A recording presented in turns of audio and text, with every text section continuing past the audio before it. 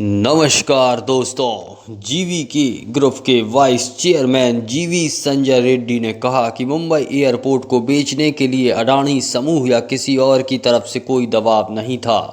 मंगलवार को कांग्रेस सांसद राहुल गांधी ने लोकसभा में आरोप लगाया कि मोदी सरकार ने जीवीके ग्रुप पर दबाव डालकर मुंबई एयरपोर्ट को हाईजैक कर अडानी ग्रुप को सौंप दिया है।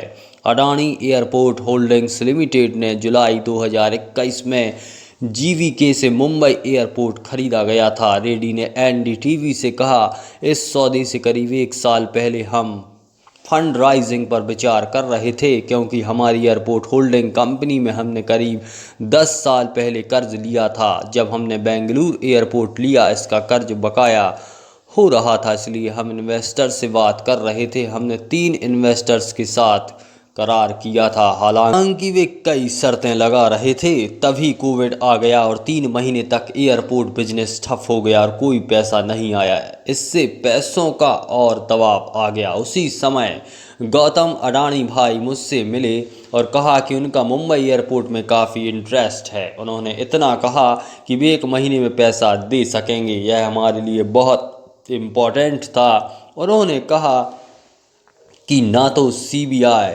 न ईडी ने हम पर कोई दबाव डाला। हमें यह डील इसलिए की कि कंपनी को ज़रूरत थी दोस्तों, क्योंकि हमें कर्ज देने वालों को जवाब देना था। जीवीके के बारे में जानते हैं दोस्तों।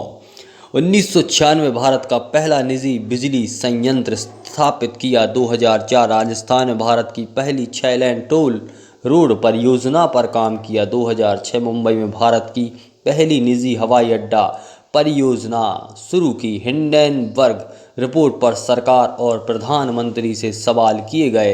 राहुल गांधी ने गौतम अडानी हिंडनबर्ग रिपोर्ट पर सरकार और प्रधानमंत्री नरेंद्र मोदी से सवाल पूछे।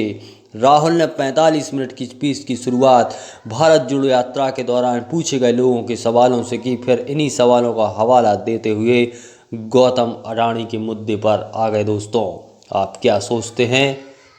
मुझे कमेंट कीजिए। चैनल पर बने रहें, सब्सक्राइब करें, शेयर करें।